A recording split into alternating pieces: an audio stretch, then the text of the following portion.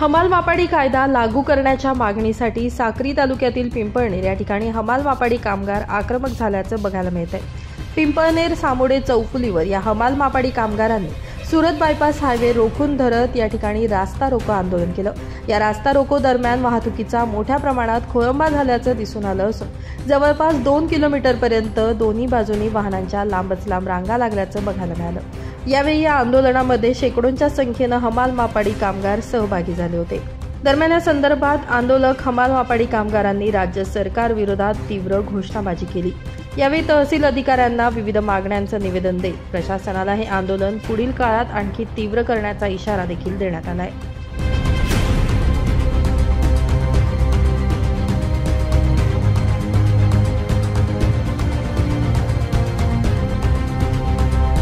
Bureau report, माझा Maharashtra news, Dhule.